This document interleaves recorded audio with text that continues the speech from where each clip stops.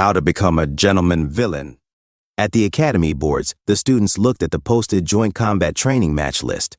A student said, "I don't have any challengers for the joint combat training." At a distance, Ed Roth-Taylor and Janica casually sat down and drank their hot tea. Ed Roth-Taylor asked, "Do you have anyone you'd like to challenge?" Janica Flaylover replied, Doesn't that seem a little arrogant?" Ed Roth-Taylor sipped his cup of tea and thought to himself, the joint combat training had officially begun. Like last year, it was an exam where students fought each other, and their results were reflected in their grades. The fact that lower-year students could challenge upper-year students remained unchanged. However, what had changed from last year was the introduction of a dual request system, allowing students to challenge opponents more formally. According to the current scenario, there were no first-year students in Class A. As a result, the first years were eager to defeat a second year to prove themselves, since there were many strong characters in the protagonist's year. The first year versus second year matches were expected to be highly entertaining. However, the third year and fourth year matches were far less interesting to most spectators. Janica Flaylover asked, "What should we eat for dinner tonight?" Ed Roth-Taylor replied, "I have some leftover meat I bought from the L'Oreal Inn restaurant. Should we just season it with salt and cook it?" Ed Roth-Taylor thought to himself, among the third-year students, Janica and I were among the few notable ones. There weren't many strong individuals in our year. Last year, aside from Janica defeating Lortel, no one else had managed to defeat their juniors. With that precedent, the fourth-year students would likely challenge anyone and easily win. On the other hand, those who were strong rarely received any challenges. Janica Flaylover moved closer to Ed Roth-Taylor and chuckled. "Hey, you keep reading the book Lucy gave you." Ed Roth-Taylor replied, "It's an important book. I think I'll be reading only this for now." Seeing that no one had challenged him yet, he thought to himself, "I have to assume I am now considered strong as well." Janica Flaylover's expression grew sad. "Important, I see." Ed Roth-Taylor thought to himself, while there was a way to challenge someone first, that would be difficult for someone like Janica, given her personality. "I need to stay low." Suddenly a guard shouted, "Make way, the Saintess is coming." As the carriage arrived, Ed Roth-Taylor, confused, thought to himself, I turned to check how much the scenario had changed. First of all, it was strange that Clarice was here right now. Janica Flaylover looked at the carriage and gasped, "Wow, the Saintess!" Ed Roth-Taylor thought to himself, she wasn't supposed to participate in the joint combat training because it overlapped with the Holy Pope's visit. As Saintess Clarice stepped down from the carriage, Ed Roth-Taylor wondered, did the Holy Pope's visit get delayed? What major event could have caused such a change? What could have changed? Janica Flaylover, in shock, stammered, Saintess Clarice approached their table and said to Ed Roth-Taylor, "I had planned to send a letter, but I wanted to hurry and meet you, so I decided to just come." She smiled and said, "Hello, Ed." She suddenly pulled a chair and added, "I can't stay for long, but it would be great to have a short conversation with you." Janica Flaylover immediately stood up and lowered her head. Ed Roth-Taylor, still sitting, stammered, It's an honor, Saintess." Janica Flaylover blushed and trembled as she said, I am Janica Flaylover, Saintess. It's an honor to see you up close." Roth-Taylor thought to himself, even though she had lived in the countryside. A third of the Empire's population were Telos Order believers.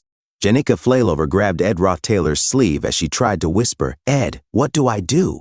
Ed Roth-Taylor, sweating, thought to himself, this kind of reaction to meeting the Saintess was normal. Looking at her now, it was hard to believe she was the same person as Kylie Ekney. Through years of rigorous training, every one of her movements had become poised, exuding elegance. There were no signs of emotional disturbance. Ed Roth-Taylor asked, "I heard the Holy Pope and Archbishop will be visiting soon. Is it okay for you to be here?" Saintess Clarice replied, "The Holy Pope is visiting Trix Hall. Fortunately, it coincided with where I am. It was time for the joint combat training match announcement, so I thought you'd be here, Ed." Ed Roth-Taylor thought to himself, "She came just to see me. Why?" Saintess Clarice continued, "Although the Holy Pope is known for his intelligence, the Archbishop, Verdio, is equally sharp." She held her cup of tea and added, "It makes one wonder if he can read minds or something. The way he seems to know exactly what you're thinking is so fascinating. It must be a type of holy magic, right?" There were rumors that the Archbishop had the ability to see people's thoughts. Ed Roth-Taylor responded, "I see." Then he thought to himself, Verdio, mind reading, the ability to see thoughts. Suddenly, it hit him. I see.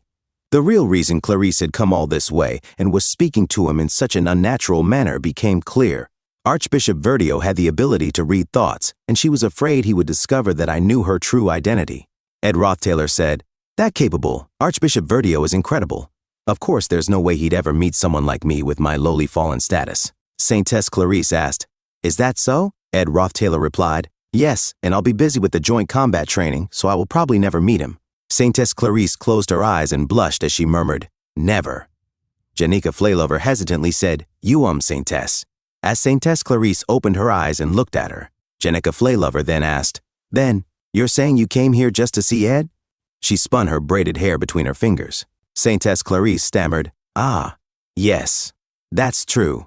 Janika Flaylover looked at her intently and said, While you were nervous about meeting the Holy Pope, you brought a carriage all the way here just to see Ed? Saintess Clarice flustered, No. So, too am human too, as so. Of course I get nervous, so. Ha! She laughed awkwardly as the other students listened. In shock, Saintess Clarice suddenly exclaimed, Anyway, that's why. There are people you want to see, and when you think of the person you want to meet, and seeing his face, wait, so, since I was nervous. Her hands trembled as she looked down and blushed. I just wanted to see him or meet him, she murmured to herself. I guess that makes sense. She then abruptly stood up and ran away, blushing. Oh, look at the time! The Holy Pope will arrive soon, she shouted, fleeing. The knights were shocked. Saintess! They called out as they watched Saintess Clarice rush into her luxurious carriage and speed off. The students and Janika Flaylover turned to look at Ed Rothtailor. Ed Rothtailor suddenly felt a sharp headache and broke into a sweat. He muttered to himself, Ha! Whether she's Clarice or Kylie, she's hard to spend time with. A different scene at the arena of the joint combat training. Woohoo! A student shouted excitedly. His friend asked, You didn't send any challenge requests either? Ed, yes, Ed. There are rumors among the new students that he's pretty strong. Of course, he's probably just strong among those third-year weaklings. Ed Rothtailor muttered to himself, Just. What? Cordic smirked and said, You need to prepare yourself. For the first and second-year matches, there's a rule that they can't use mid-rank magic or sharpened blades. But the upper grades are different, he added, taking out his axe. Ha! I'll make it clear before the match. It was Cordic Valadirk, a fourth-year combat faculty student ranked second, a man who never let his guard down against his juniors. As you may know, my name is Cordic Valadirk, he announced. A girl in the crowd whispered, I know they said you can't use sharpened weapons because they have the ability to kill, but that's just a blunt weapon. Her friend sighed, Ha! I was so scared I'd have to go against that guy. Senior Professor Molina called out, Okay, third-year Ed Rothtailor, fourth-year Cordic Valadirk, if both are ready, begin.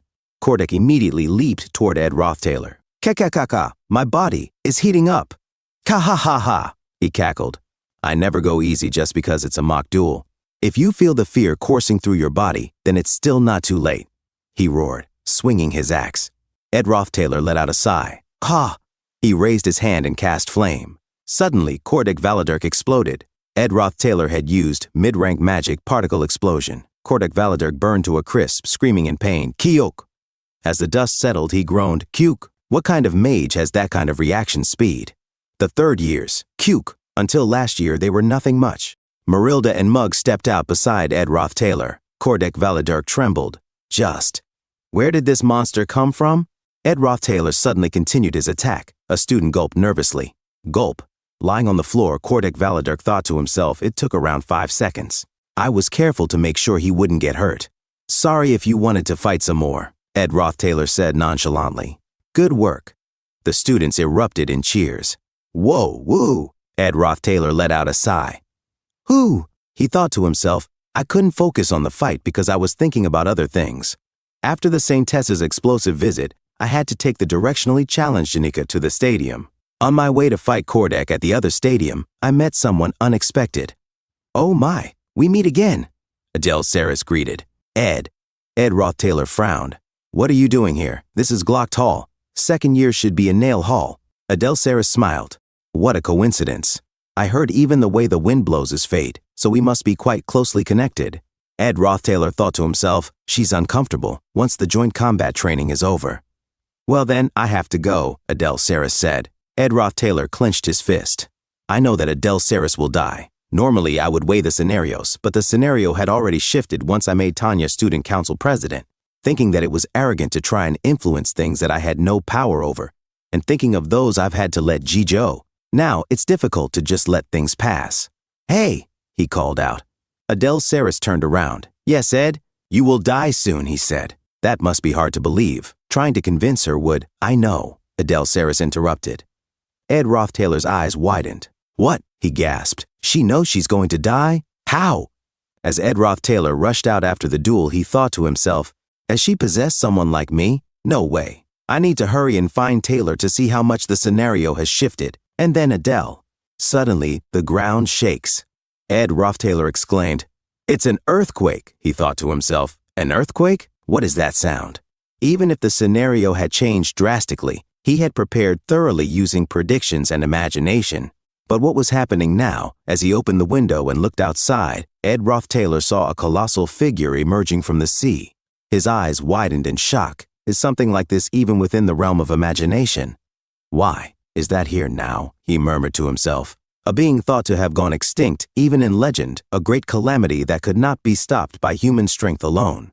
As a giant foot stepped onto the island, Ed Roth-Taylor's thoughts raced. The failed swordsman of Sylvania's final boss. The sacred lance dragon has awoken.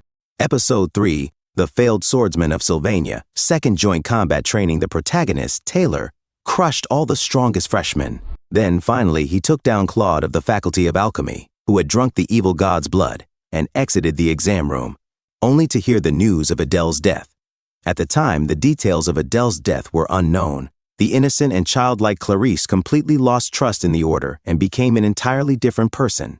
The players of the game considered Clarice's sudden transformation a complete destruction of her character and dubbed her the Faithless Saintess. To contain the Faithless Saintess, who now opposed them, the Order dispatched troops to Arkan Island. In the end, the one who went berserk and single-handedly destroyed the Order's forces was Act 3's final boss, an awakened Lucy. That was how Act 3 was originally meant to unfold. However, Sacred Lance Dragon, Wellbrock, he was the boss of Act 5, appearing only at the climax of the main story. Awakened as the final boss. Just what is going on here? The tides shifted from just a single step. A powerful gust of wind slammed into Ed Roth-Taylor, forcing him to grit his teeth. Gah! It wasn't magic, not even a deliberate attack. Simply by taking one step forward, students scattered in all directions as the Sacred Lance Dragon, Wellbrock, rampaged. Some fell to the ground screaming, Run! Wah! Half of the dormitory was reduced to ashes. Ed Roth-Taylor barely survived, only because he was in the faculty building. You-ah! He shouted as he ran. His survival was nothing more than sheer luck. Without hesitation, he jumped out of the window. If this continues, I might not be able to use magic for years. No, I might never be able to use magic again. Even if it means putting my life on the line, maximum output. Don't stop. Summoning Marilda, he mounted the beast. Marilda roared, Grah! I'll die either way. Run, Marilda! Even if I do nothing. Trix Hall, a knight, urged Saintess Clarice. You must run, Saintess. I know. Quickly, gather the others and run. Saintess, please take my hand. I will escort you to the carriage we prepare. Before he could finish, a massive dragon scale blasted through the walls, ending the knights' lives in an instant. Gah! One groaned in pain. Saintess Clarice shielded herself, screaming, Kya! As the dust settled, she looked around. Just what is going on here? Are these scales? The mere act of the dragon shaking off its scales had created this destruction. A knight barely clinging to life despite his severed arm assisted her. You must leave now. Please forgive my rudeness. Saintess Clarice's voice trembled. Who created that horrific thing? Marv, the knight called out. Prepare the carriage. Marv rushed forward, pulling a horse. Saintess, the carriage has already been destroyed. Instead, please take this horse. He's been trained well. He will take you across the Mexis Bridge and off Arkan Island. Tears welled in Saintess Clarice's eyes. I can't ride a horse. Suddenly, her eyes widened in shock.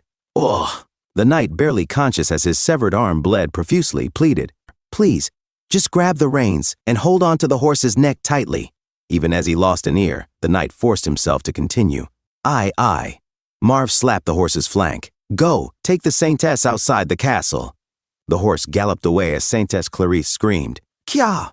Looking back, she trembled. Boo, ooh. I had always thought it was an exaggerated tale, like something from a myth.